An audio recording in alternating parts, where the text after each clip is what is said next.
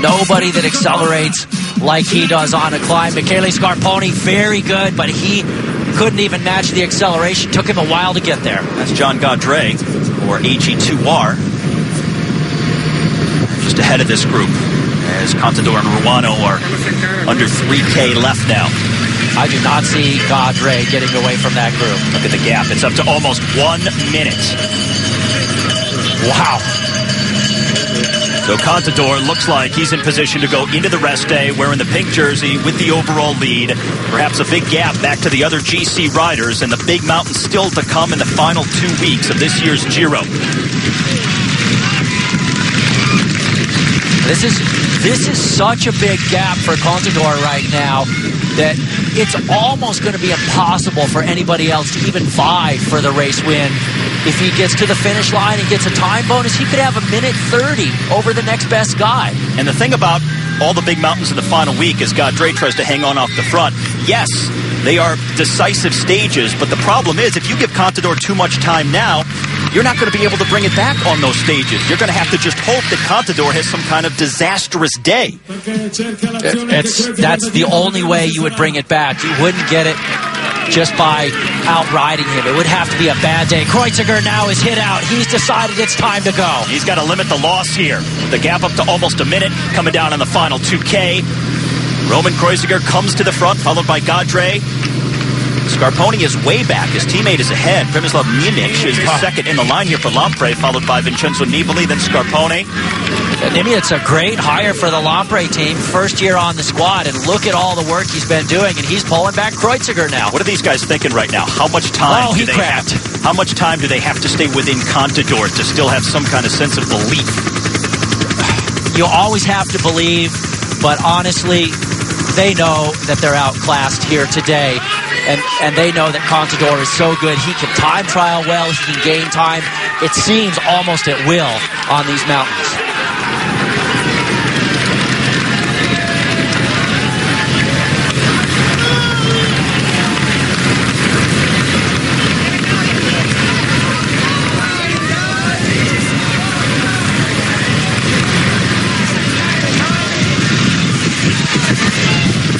Now these are the riders at the back.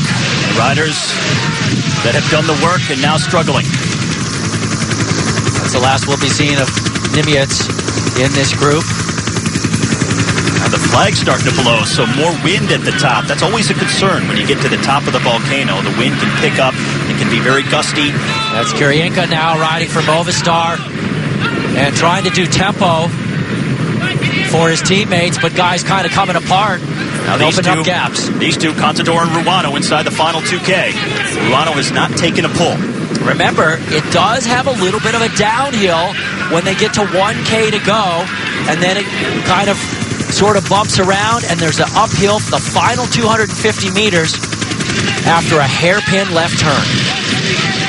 Now Michele Scarponi. Oh, look at the size of that gear. Wow. That is really not a pretty sight to see him looking like that. A guy who said he came to this Giro to win, and now Contador is riding away from him and everybody else trying to drop Ruano with 1.5 kilometers left to go, and look at Contador ride. This may be it for Ruano. Contador really doesn't want this man sitting on his wheel and then out sprinting him. Contador has opened the gap. He had tried to get Ruano to work with him, but Ruano just refused to do so Contador leaving him behind. Says, look, buddy, either pull or I'm going to punch your ticket. You make the choice. Big story now is Contador is going to win the stage. He's going to be in the pink jersey. The biggest question, how much of a gap to the other top GC riders? Now, the Italian newspapers really criticized Contador a few days ago, saying that he couldn't follow the late accelerations at the first summit finish by Michele Scarponi. And Contador, as he often has done throughout his career, he takes those criticisms, those negatives that come from the outside world, he channels them into his racing. It lights his competitive fire, and he usually performs on race day, and that's what he's doing here today. And really, those criticisms were completely off base anyways. Here comes Nibali attacking now. Nibali going. Vincenzo Nibali The Movistar rider Kirienka trying to respond. Contador still at the front of the stage. Ruano trying to get onto his back wheel, but it's a futile effort right now. And those criticisms, the reason they were off base is because that wasn't his type of climb. He prefers a long climb that's steeper. Of course he's going to shine today. Here comes Nibali on the attack. Well, there is that third place time bonus that's up for grabs, plus trying to limit the damage. That's what Nibali is thinking right now. Contador looking extremely good inside the final kilometer, racing ahead to the stage win. Ruano is second on the road, then Nibali. Little downhill here, and then it pitches back up in the final 250 meters to the line. And Nibali just with that slight groove gap over the chasers there. Approaching 1 kilometer left to go for Vincenzo Nibali, and when you're in damage control mode, that third place time bonus could really be big. It sure could. That'd be... Every second counts for these guys, and you got to think, well, maybe today I didn't have the best day, but there are options coming up. Alberto Contador, what a statement on stage 9. Second summit finish, makes that big turn we talked about at 250 meters. And a psychological blow, to say the least. For the second day in a row, he attacks late, but this one, the more demonstrative of the two attacks. It's going to get him the stage win, the race lead. Alberto Contador, after 5 hours, is the winner of stage number 9. A huge psychological blow to everybody else. Ruano hangs on for second. Now let's see who gets third. Remember that left turn, very tricky in a group. Kreuziger now leading these men in.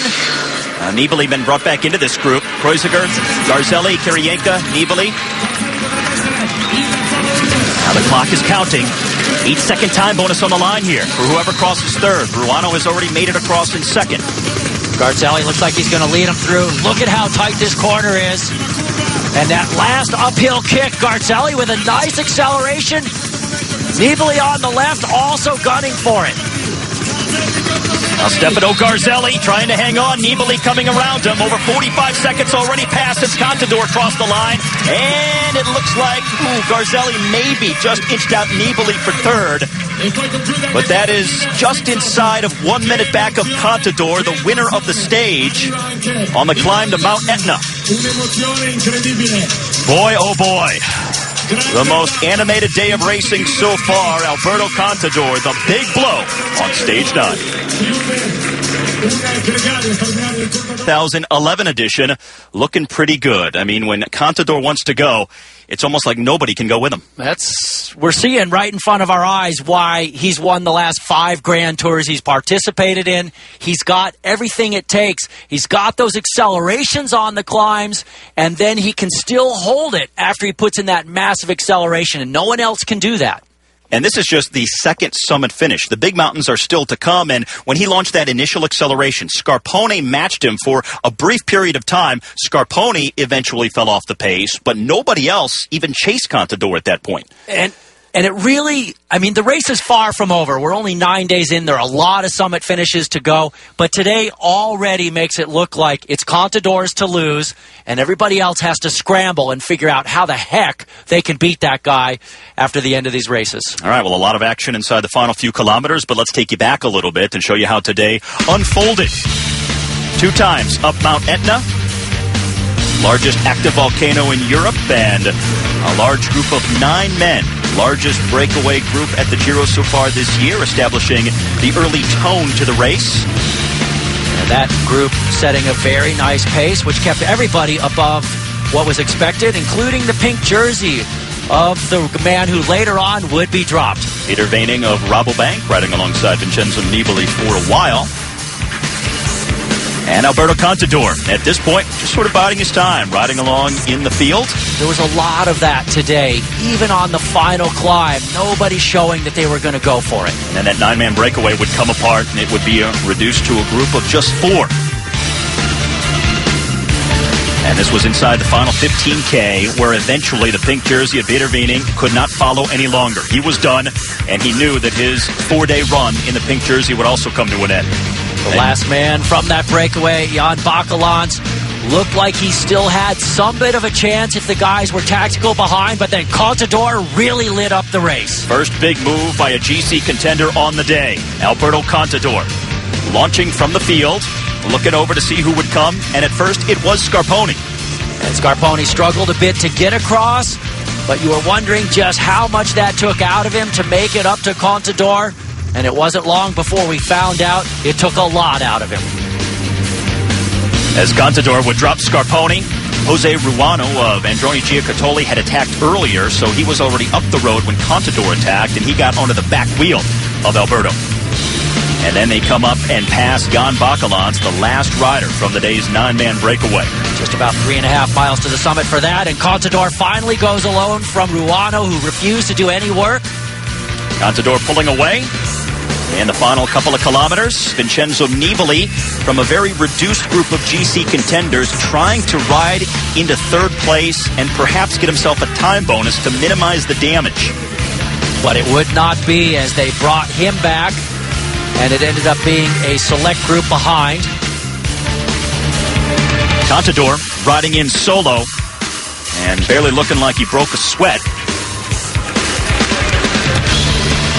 Ruano in the distance. Contador with the Tifosi at the top. Very sharp left-hand corner to the last 250-meter uphill kick to the line. Alberto Contador, after suffering from allergies last couple of days, he attacked late in yesterday's stage, got second place and a time bonus there. A bigger time bonus today by finishing first, winning the stage, and delivering a big statement to the rest of the field. On the second summit finish, with 5 still to come in some bigger mountains in northern Italy, Alberto Contador wins the day, takes over the race lead. Ruano comes across second, and then this was the battle for that final time bonus. Garzelli trying to take that time bonus for third, but Nibali coming up in the green on the right side of your screen, very close to the line. But I do believe it is Garzelli at the line. 8-second time bonus for third place. And this is the new general classification after 9 days. Alberto Contador at the top. Konstantin Sivtsov, who was with that group late, just inside of a minute back. But check out everybody else. Limavell, Nibali, Scarponi. We come back now to the post-race report presented by SRAM. Alberto Contador of Saxo Bank has won Stage 9, the summit finish to Mount Etna. Contador showing tremendous form despite being bothered by allergies. Also was suffering from a cold in the weeks leading up to the Giro. And he has called this year's Giro d'Italia the hardest race he has ever had to face.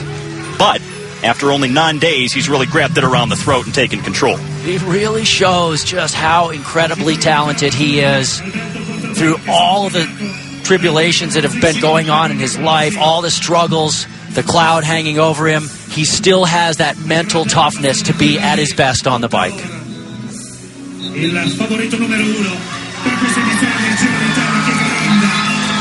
Contador these last couple of days making some big moves. Some might have thought that he would have waited till that final week because he himself said it's those 3 consecutive summit finishes up in northern Italy in that final week that he's really targeting to be at his best. But here he is these last couple of days, the top GC guy, making the big move late to get a second place time bonus yesterday and then the big 22nd time bonus for winning the stage today. Yeah, the stages 13, 14, and 15 are those really big days. And then the next day afterwards, 16, the TT. So 4 days in a row that are very, very critical. But we also got to look at the fact that tomorrow is a rest day for these guys. So they have a little bit more time to recover from today's efforts. And I think that's part of the reason why we saw Contador go so big today. Well, he puts on the pink jersey. Not an unfamiliar feeling for Alberto Contador. Wore it back in 2008 when he won this Giro d'Italia. And for everybody else, strategically, psychologically, you wonder what they're going to start thinking as Contador brings his daughter up on stage with him. Because outside of Konstantin Sivtsov, who is just 1 second inside of a minute back, everybody else, Nibali, Scarpone, Roman Kreuziger, they're all over a minute back.